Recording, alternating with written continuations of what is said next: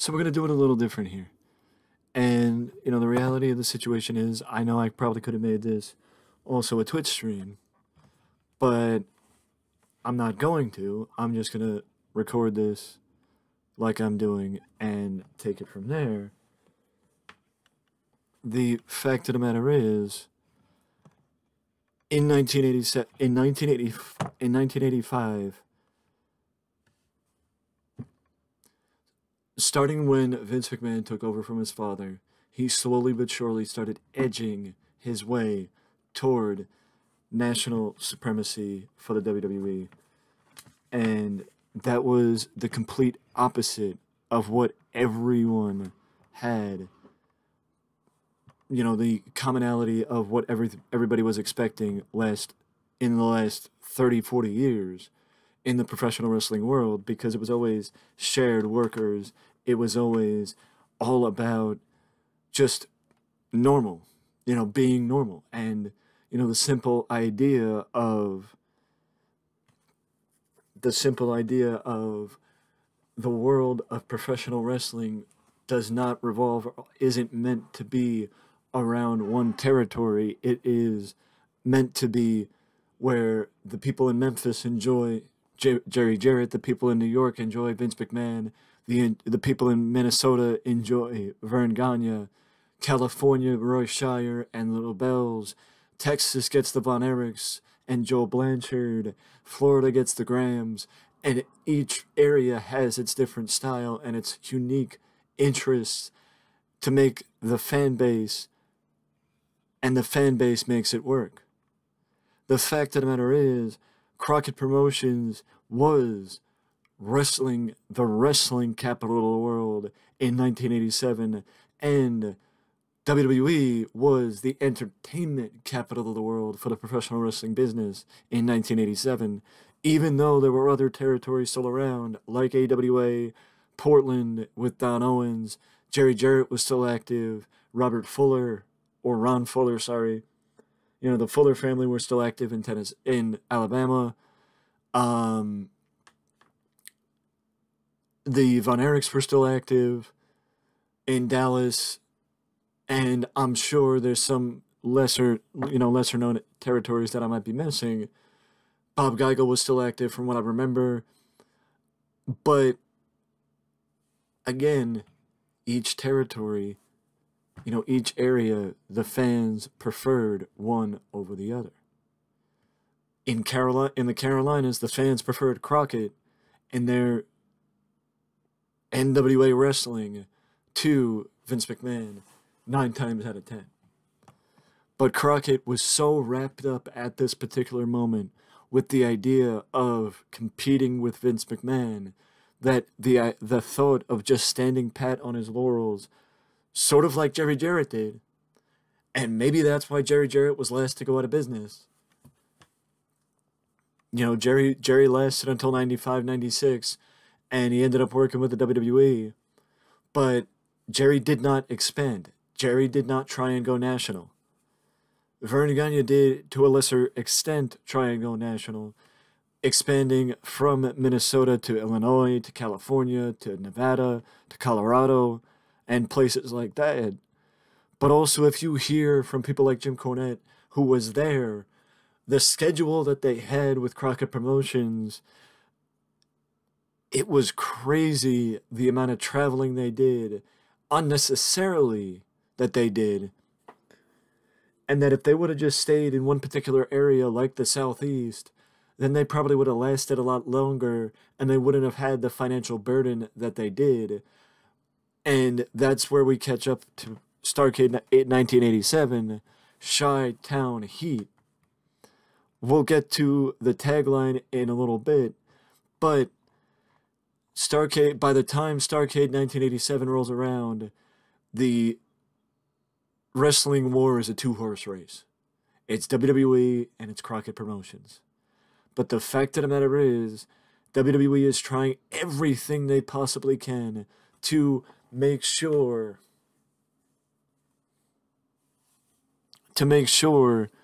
that it was different. Crockett was doing its best to make sure it was different. But also, Crockett was venturing into pay-per-view. And Vince didn't like that. It was closed circuit television, etc., etc. And the fact of the matter is,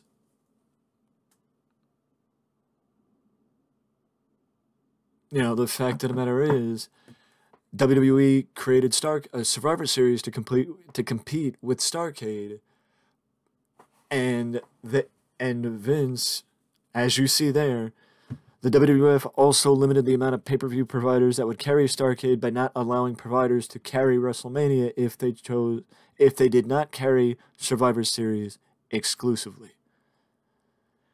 I believe, if I remember from the Death of the Territories book, a great book, a very insightful book by the wrestling historian himself, Tim Hornbaker, I believe only like 20,000 homes showed, or 20,000, closed circuit television for Crockett Promotions pay-per-view. So not only were they undercut by attendance, because they would have had a bigger attendance had they went to the Greensboro Coliseum, but also they were undercut by Vince McMahon. They were undercut by Vince McMahon by him, commanding the exclusivity rights like it was. But as you look back, 30,000 combined, 30,000 combined, 16,000. At Starrcade 1984, I remember this match, Dusty Rhodes and Ric Flair. Dusty had a cut, and the cut was what Joe Frazier stopped the match because of the cut. This is around JJ's debut, because he was managing Ron Bass and I believe Black Bart when he first came in. And this is right around the time that they took over the Florida territory, because you have the Florida titles active, Jesse Barr, and actually I think that's it. I think that's the only... no, I think the Brass Knuckles title, because... or maybe it wasn't. But... And yes, I was right, Black Bart. But this is also what led to the arrival of Charlie Brown, who was Jimmy Valiant under a mask. But my point is, look at Starrcade 84, and the fact that it drew double the amount of people that Starrcade 87 did, and Crockett Promotions was in the mixed, I would say Crockett Promotions was not as hot, to be honest with you, at this particular moment. And it wasn't because of Ronnie Garvin as world champion, like most people would have you believe. Because business was dropping off before Ronnie took the belt. The reason why Ronnie took the belt is because they wanted to pop business with the title change, and they also wanted to try and pop business for Starrcade, having Flair win the title back. But didn't happen. Ronnie Garvin did not live up to expectations as world champion, and business was down in the dumps.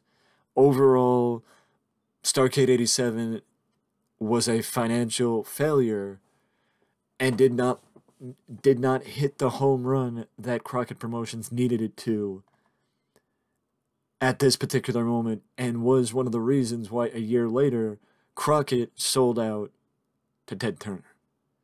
Because yes, even though if you follow the timeline, Crockett Promotions did right the ship and get back on track by the summer of 1988, but the fact of the matter is, by that time the writing had been on the wall, and it was too little too late for them to do it.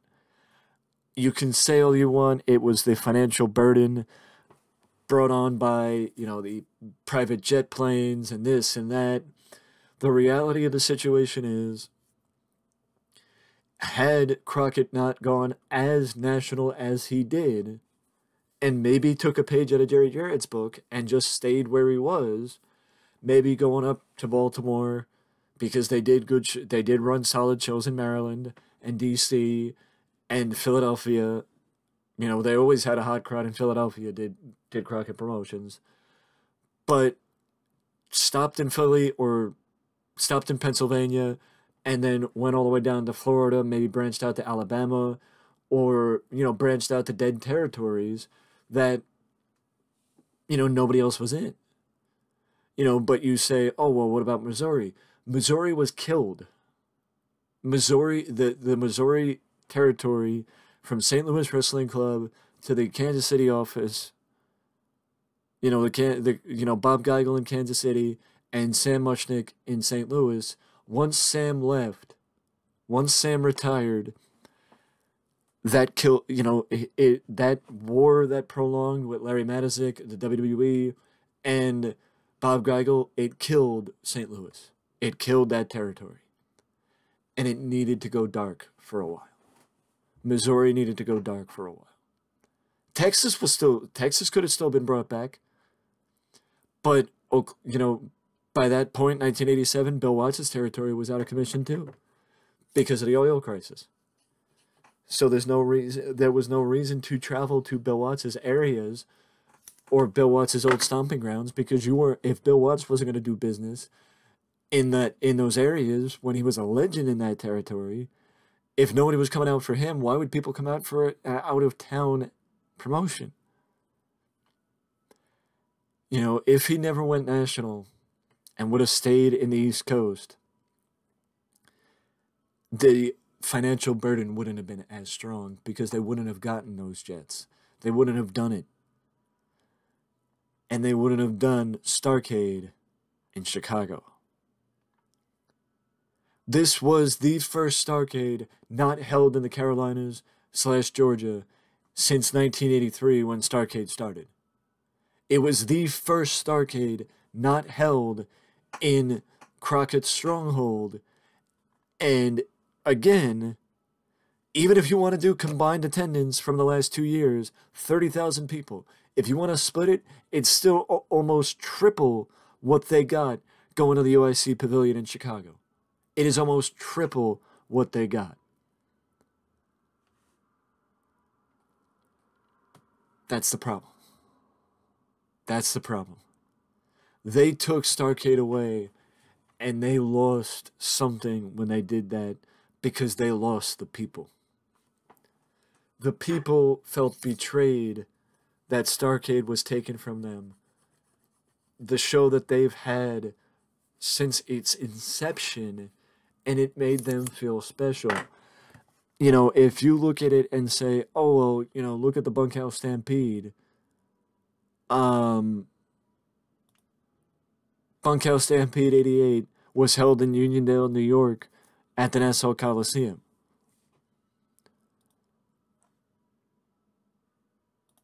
Let's go back. Charlotte, North Carolina. Atlanta and Miami.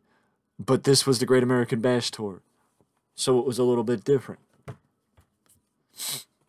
You know, one event was July 4th, one event was July 18th, one event was July 31st.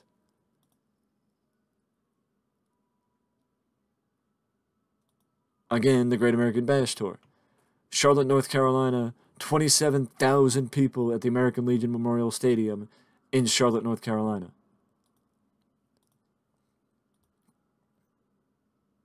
My point is, as we go back to Starrcade 87, my point is, number one, Great American Bash would have been a better show to do in Chicago if you wanted to expand to Chicago and kept Starrcade at home where everyone was diehard and hungry to see Chicago. I mean, to see Crockett Promotions WrestleMania event, which for those who may not be aware, Starrcade was Crockett's WrestleMania, and later WCW's WrestleMania. But fans felt betrayed, and when you lose the trust of the fans, it's very difficult to get it back, especially at a time when fans were feeling burnout because of the constant rivalries between Dusty Rhodes and the Horsemen. Dusty on top, people were burnt out. And it's not just that, it was the fact that Ric Flair didn't have other foil outside of Dusty Rhodes. That's why Ronnie Garvin got slid in. Dusty Rhodes was not feuding with anybody outside of the Horsemen. You know, you can say, oh well, the show could have been a ravenous 8,000 people in the UIC pavilion, but the fact of the matter is, once the hometown boys lost, once the Road Warriors lost to the Horsemen, it took the wind out of their sails. If you're gonna have the show in Chicago, how do you not have the Road Warriors win? How do you not have the Road Warriors win? That's my question.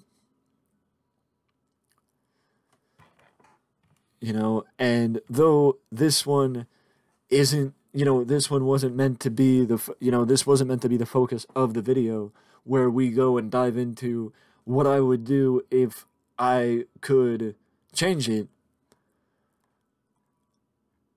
You know, honestly, what I would do if I could go back and change it is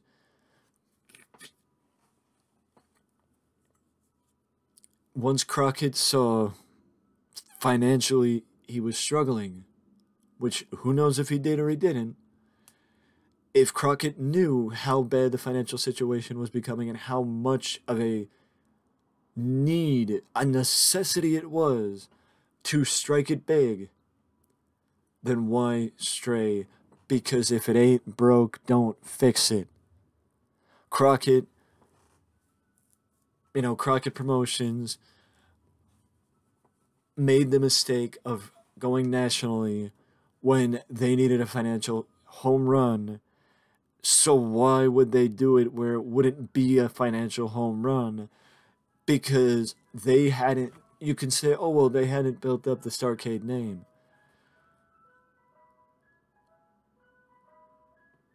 You know, they needed to do this to get the Starrcade name known nationally. No, they didn't. Because they could have done it to make the Jim Crockett Promotions or the NWA known nationally again. And they could have done it by having Great American Bash here in July to whet the palate of the fans, to give them an expectation. Hell, you could have had the show here in July and had the Road Warriors win it back in July and have them drop it in November. Because number one, they don't need to win all the time in their hometown, but number two, at least have them defend, at least have them win once. At least have them win the titles, because I think that this would have been their first title victory. I do believe that this would have been their first title victory. So that was one of the many mistakes that happened with Starrcade. I think that is one of the main reasons, in my opinion, why this pay-per-view failed as royally as it did.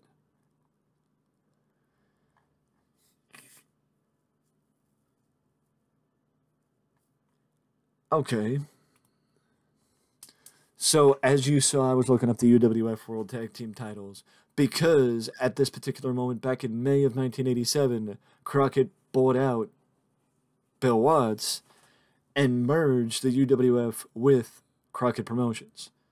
Instead of running an invasion, instead of trying in any way, shape, or form to get his guys over, Bill Watts' guys over and infuse them and give a breath of fresh air to his product, he plucked, picked, and chose and kept the people, kept certain people in certain areas, but didn't give them the look like they had in Bill Watts. Like Steve Williams, Eddie Gilbert, I know offhand, both of those two were important top stars for Bill Watts. Terry Taylor was an important star for Bill Watts.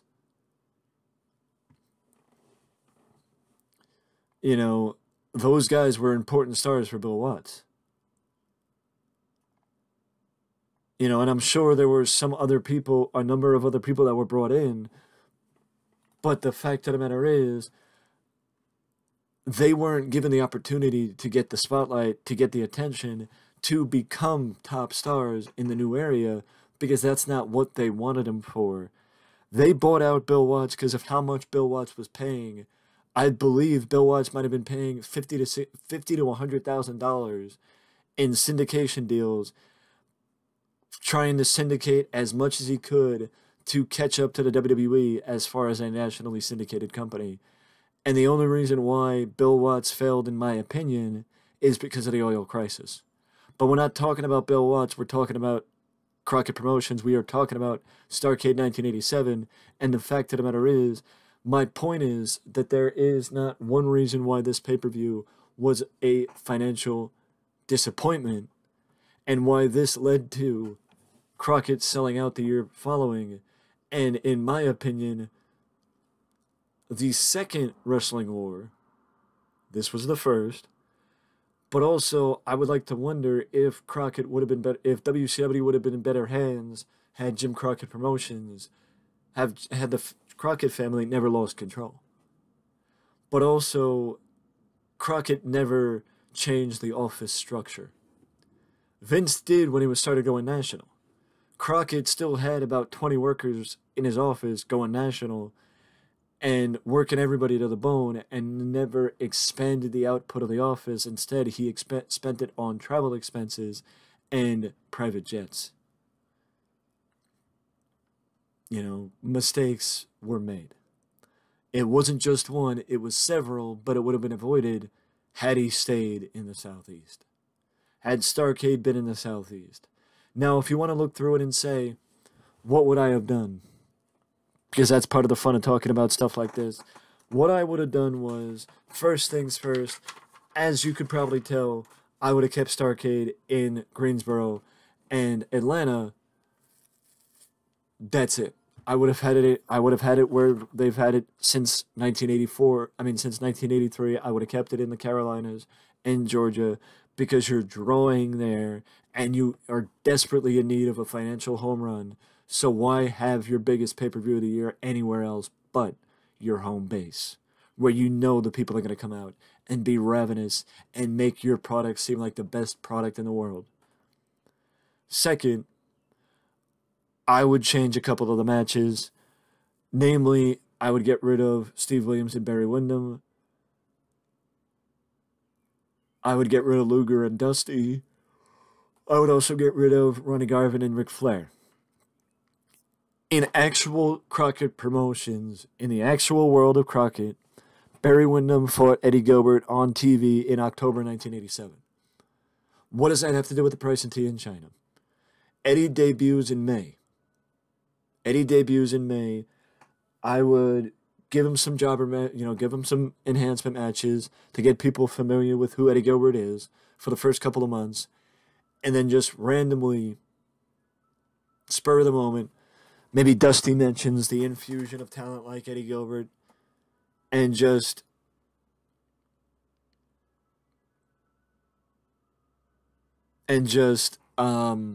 basically the mention of Eddie Gilbert catches the ire of Eddie Gilbert with Dusty, and they just start throwing subtle barbs back and forth with each other for a couple weeks, and then Eddie Gilbert, crosses the line, says something to Dusty that Dusty doesn't like. We're about to get physical, but Dusty lets him off. And then later in the show ends. Dusty's in the main event. He's got himself an enhancement match. And the show ends with Eddie Gilbert popping up, fireballing Dusty Rhodes.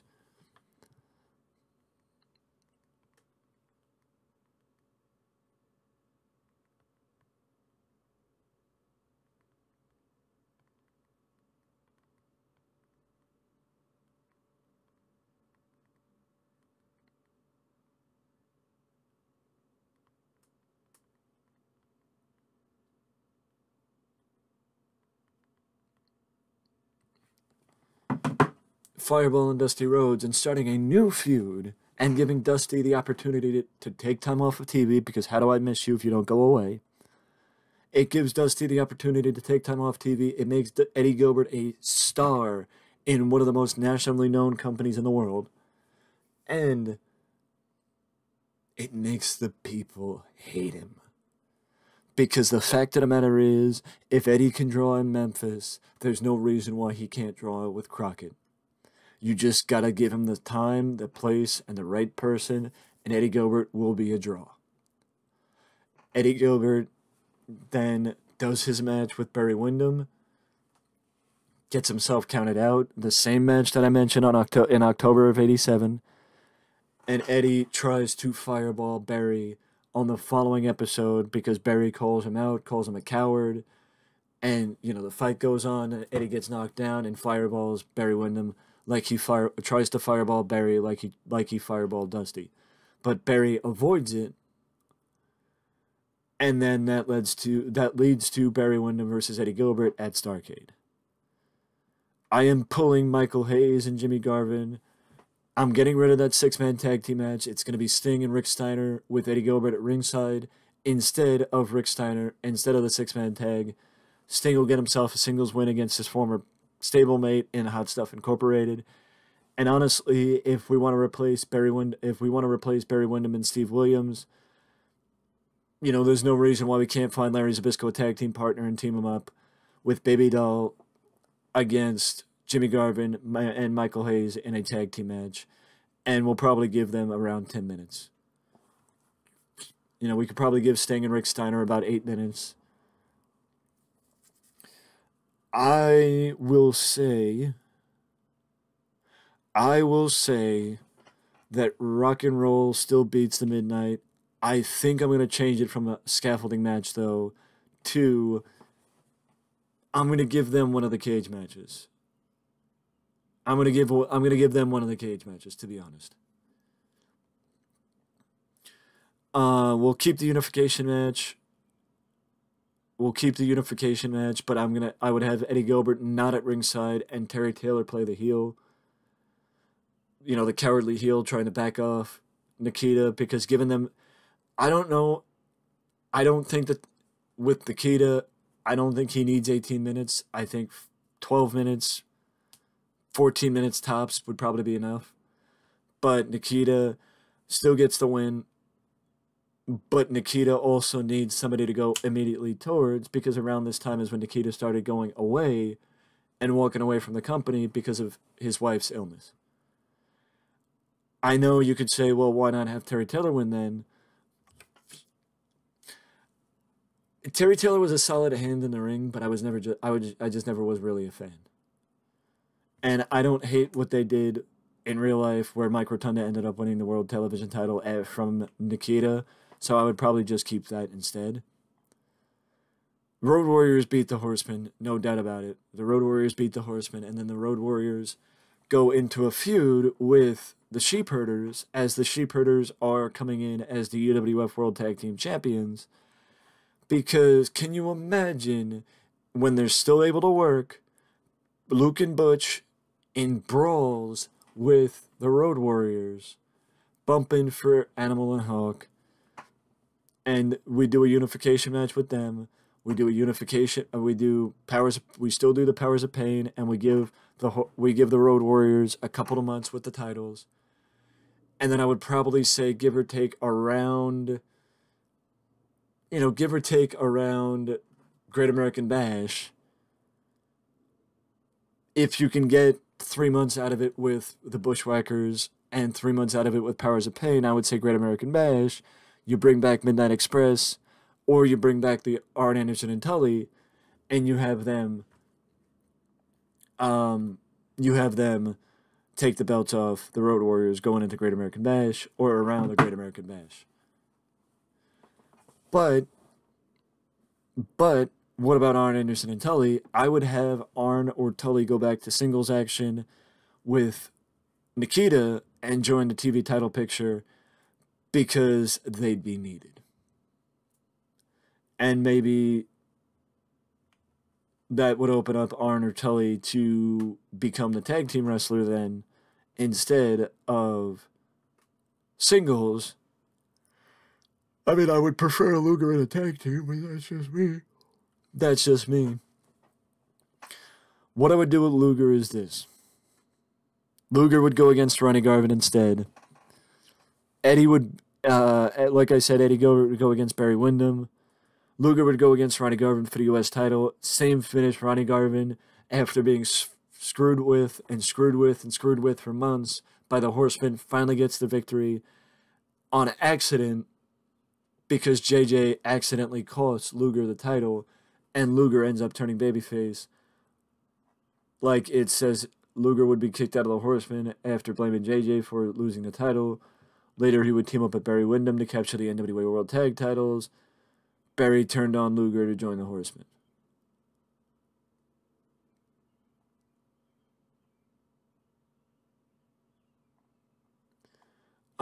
And the same stipulation would be at stake where Ronnie Garvin would be suspended.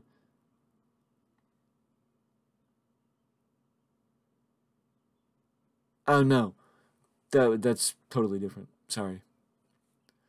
Well, the stipulation of the match, instead of it being in a cage, because as I said, I would put Rock and Roll at Midnight in a cage. Instead of being in a cage, Ronnie Garvin would be putting his ability to challenge Luger for the U.S. title ever again on the line. On the line. And what would be the main event? Ric Flair would defend his NWA World Heavyweight Championship against Dr. Death Steve Williams, the UWF World Champion, in a unification match. And this is why you do it in the South, because the UWF is known in the South, and also you spend the last 4 months, June, July, August, September, October, November, 6 months.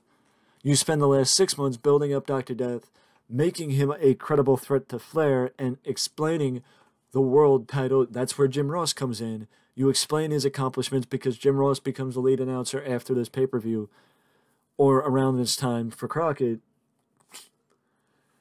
And you have the footage, you have the ability to show why Dr. Death is such a dangerous man, and why he's such a serious threat to Flair, and unlike anybody else that Flair has ever fought. I firmly believe that Dr. Death would be unlike anything else Flair had fought, and much like I said with Eddie Gilbert and Dusty, it would give Flair someone new to fight for his title. And also, it's the sale of the unification.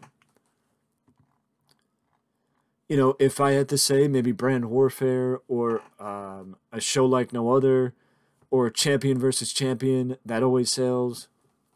There, champion versus champion, there'd only be one.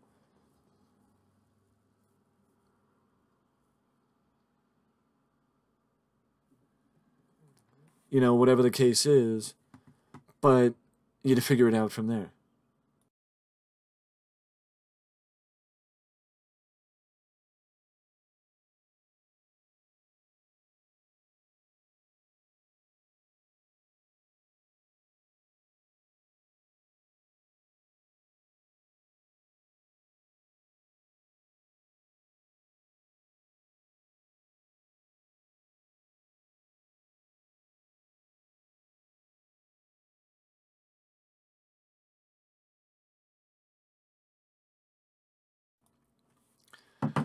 Before we end, though, I wanted to go through the outlook of the pay-per-view, like I said, or like I was subtly going to bring it to full picture, or bring in the full picture. It would be Sting and Steiner to open. Eddie Gilbert would probably be at ringside with Rick. It would be Eddie Gilbert and Barry Windham. Eddie would get his win back after Barry won by countout on television. And Eddie Gilbert would also further his feud with Dusty Rhodes, because Dusty is not on the show. Dusty would still be nursing the injuries from being blinded by Eddie Gilbert at the start of the summer. You know, I would figure maybe like July. And I know, oh, well, Dusty, blah, blah, blah, blah, blah. Why couldn't Crockett then say to Dusty, book for us, but go make dates for Memphis, or go make dates for Bella Geigel, or go make dates here, or go make dates there. Just take a break. Take a break. You know, still be our booker, but just take a break. You know, it's been a stressful couple months.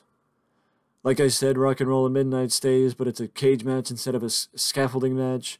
Rock and Roll still wins, because I think I would have Rock and Roll probably go into a feud with the Bushwhackers after the Bushwhackers were done with the Road Warriors. Nikita and Terry Taylor stays. Nikita still wins. Arn and Tully versus the Road Warriors. The Road Warriors get the tag belts, go against the Bushwhackers in a unification match, and the Powers of Pain. Actually, I would probably do the Powers of Pain, then the Bushwhackers, so the Bushwhackers could feud with Rock and Roll. And then we would build up the Bushwhackers a little bit. But either way, Ronnie Garvin would go against Luger, win the U.S. title, and then a unification match, Flair and Dr. Death, UWF title and the NWA title.